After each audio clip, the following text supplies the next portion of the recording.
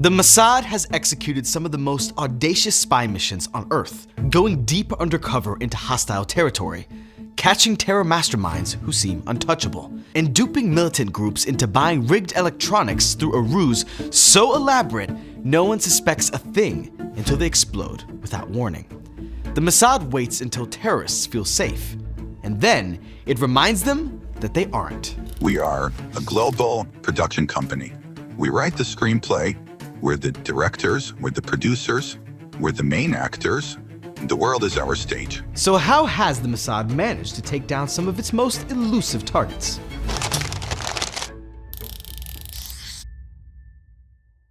Successful spies are masters of tradecraft, strategies that help them gather intel without getting caught. It can take months or even years, but a good spy is patient.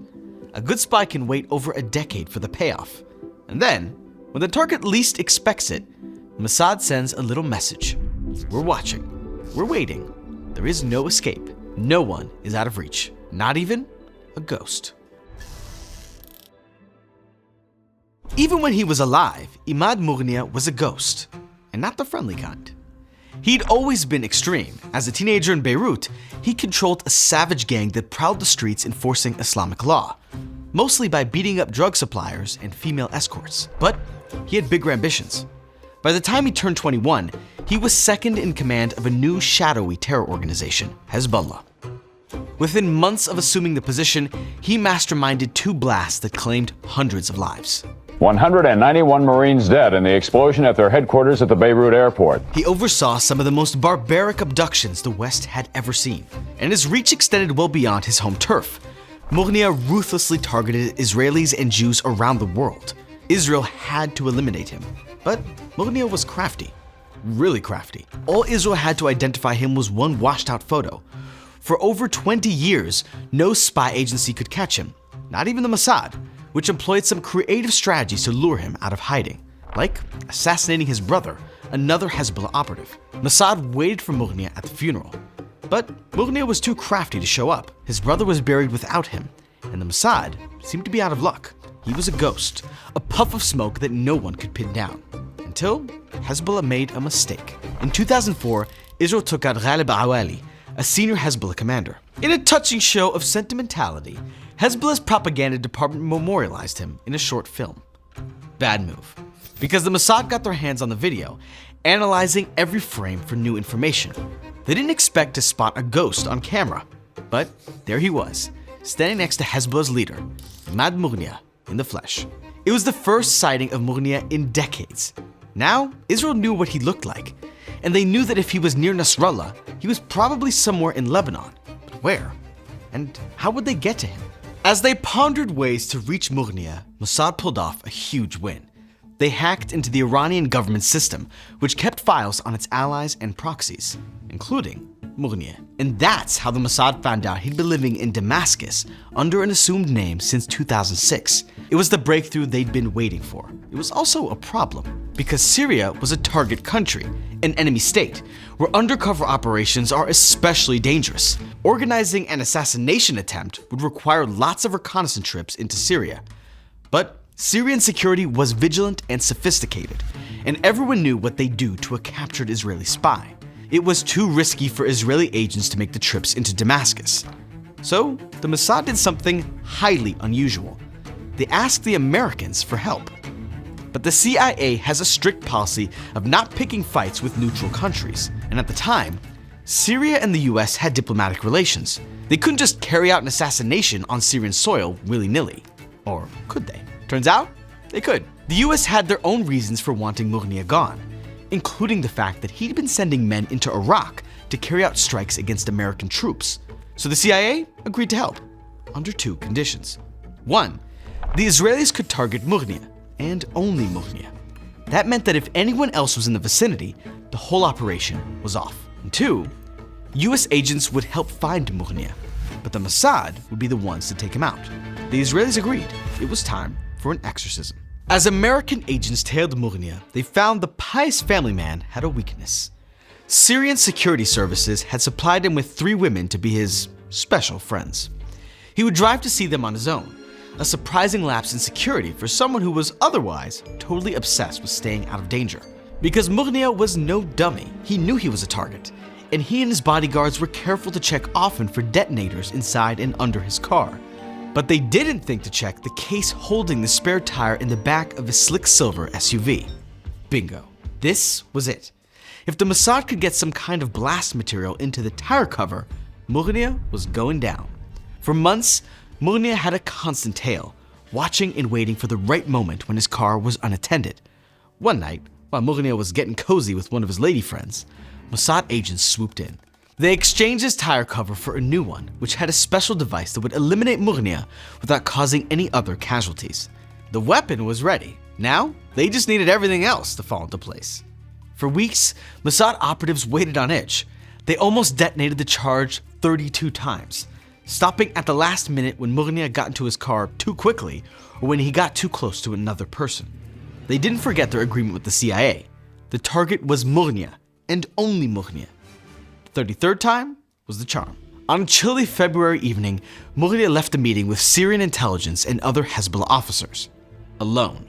This was it. As he drew closer to his car, the agents detonated. Moghnia was finally gone. After 30 years, they'd gotten the ghost. This wasn't Israel's first time executing a daring mission in enemy territory. They'd done it before, and they would do it again, but the results would bring some unanticipated scrutiny. Dubai is the so-called playground of the rich in the Middle East. It's home to some eye-wateringly tall skyscrapers, improbable indoor ski hills, and the pristine turquoise waters of the Persian Gulf.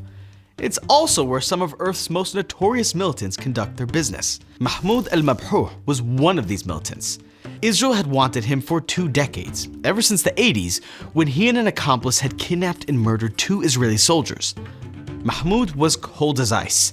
He admitted that his only regret was that he hadn't shot the gun himself. 20 years later, Mahmoud was coordinating weapons shipments for Hamas, running the network that moved Iranian weapons into the Gaza Strip, weapons that Hamas used to attack Israelis. It was time to get rid of him. The question was, where and how? Mahmoud spent a lot of his time in countries like Syria, China, Iran, and Sudan. Not exactly Israel's buddies, but Mahmoud was a frequent flyer to another destination, Dubai. In 2009, the Emirati government was none too friendly to Israel. Dubai was risky, but it was the best of bad options. Tons of foreigners passed through the emirate, which meant Mossad operatives could easily pose as tourists. And Dubai's security wasn't as sophisticated as Iran's or Syria's. The Israelis figured that no investigation would get very far. Mistake number 1. In 2009, Mossad deployed a hit squad to spy on Mahmoud and learn his habits. They entered the UAE undercover, using false identities and foreign passports.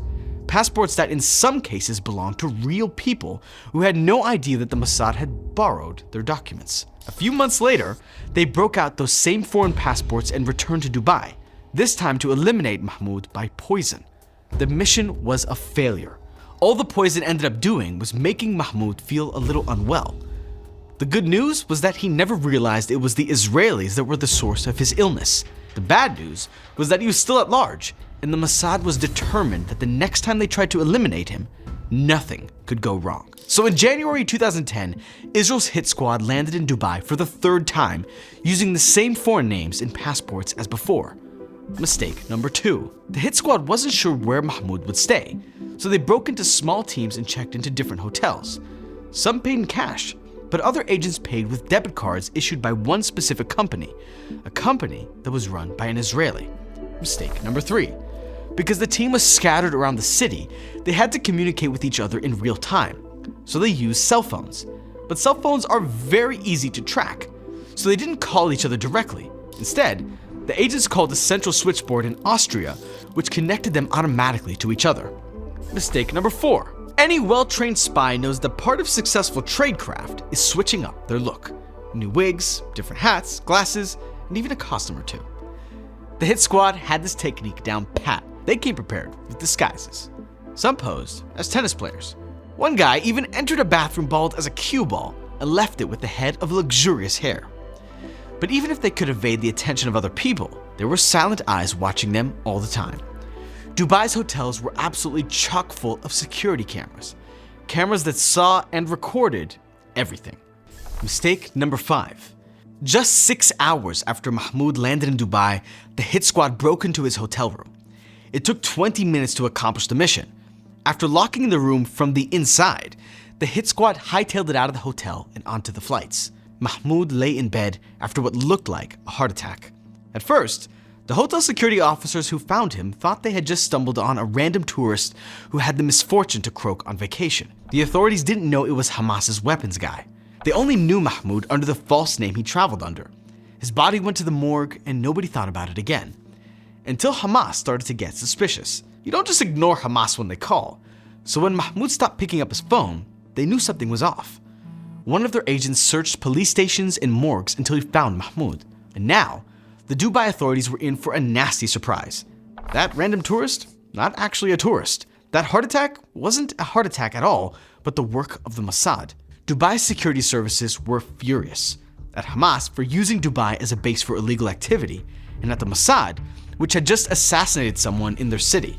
They scoured airline passenger lists, looking for anyone who had traveled to Dubai around the same time as Mahmoud. A series of foreign names kept appearing and reappearing.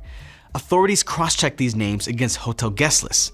And those silent eyes, Dubai's huge network of security cameras, gave them another piece of the puzzle: the faces of the agents.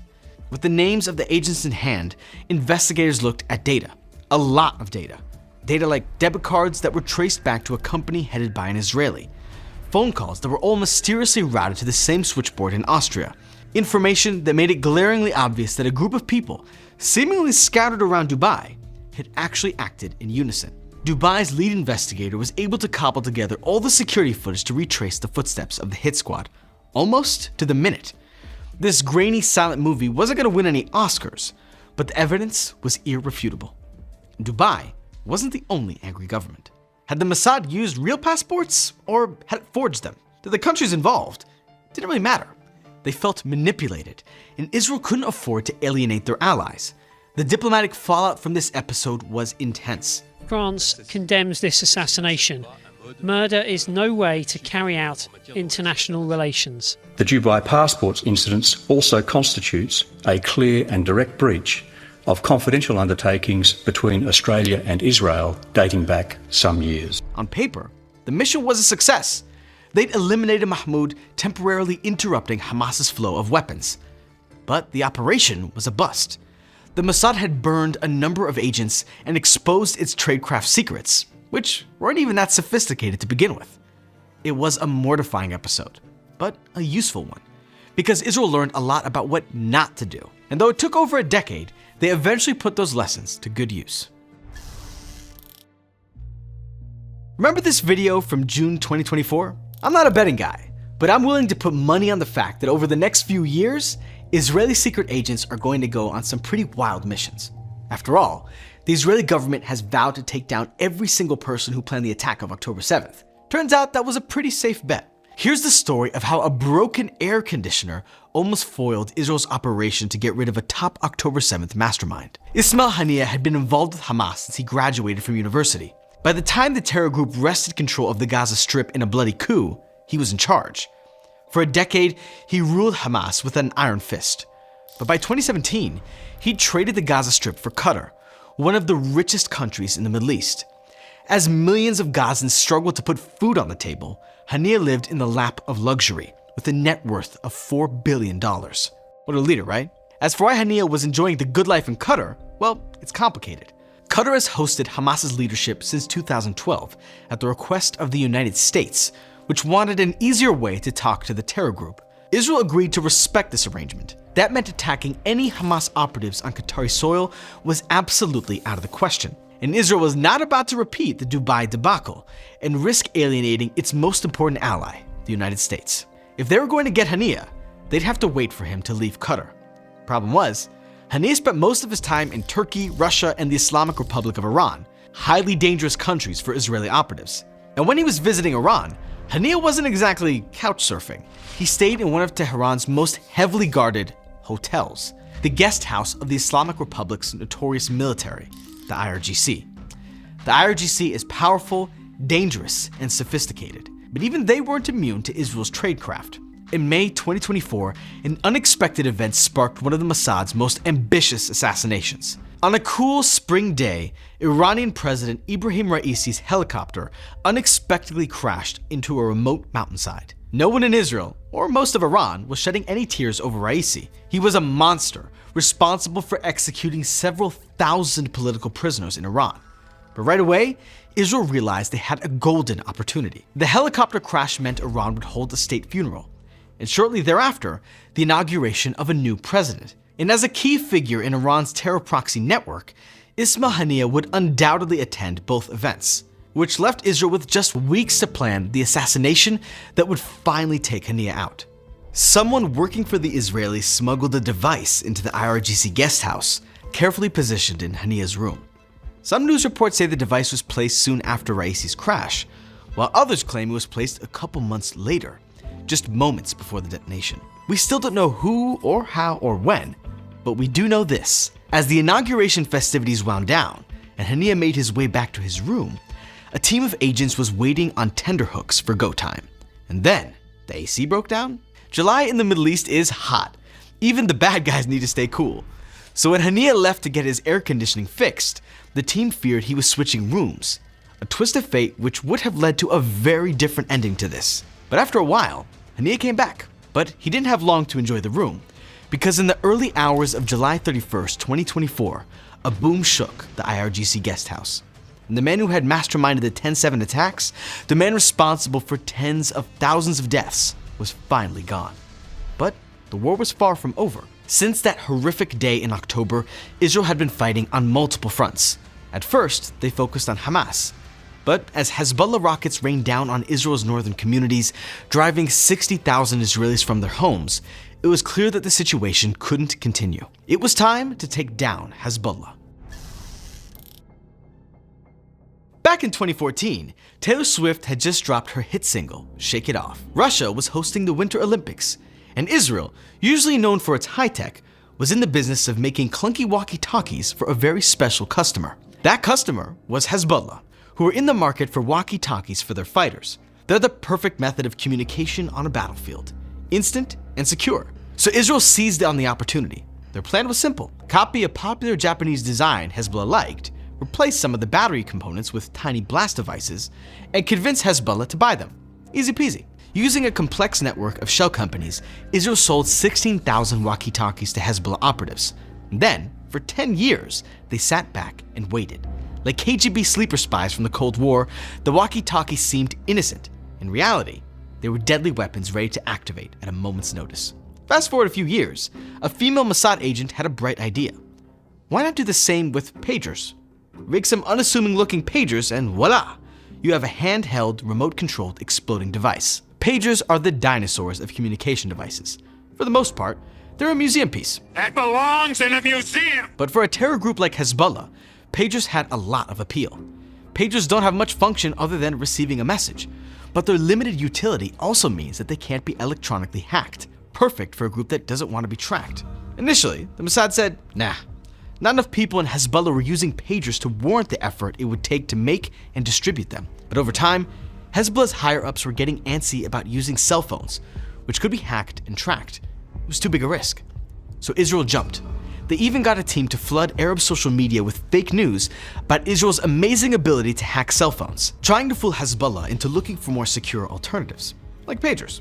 The Mossad knew that Hezbollah would be suspicious of new technology companies trying to sell them products, so Israel had to work within their existing supplier system. But the suppliers couldn't know either. Everything had to seem above board, which meant Mossad had to go deep. Hezbollah got its devices from a Taiwanese technology company, so Israel set up a shell company based in Budapest, which bought a licensing agreement from Gold Apollo to manufacture a new line of beepers. This new product line was bigger, more rugged, and more durable. And it came with a little surprise embedded in the battery. Israeli engineers spent months testing and tweaking the pagers, which were designed to maim rather than kill. The blast radius was tiny. Only the person carrying the beeper would be injured. It was the most targeted attack the world had ever seen. The Mossad left nothing to chance. They tested which ringtones would be most compelling and how long it would take for someone to check their beeper after being paged. To convince Hezbollah that the pagers were a worthwhile investment, Israel tapped again into the power of social media, creating slick ads that played on YouTube. Even legitimate customers were interested, but the Israelis dissuaded them by quoting absurdly high prices. Of course, these customers had no idea they were really talking to the Mossad. Meanwhile, the sales team made Hezbollah an offer they couldn't refuse.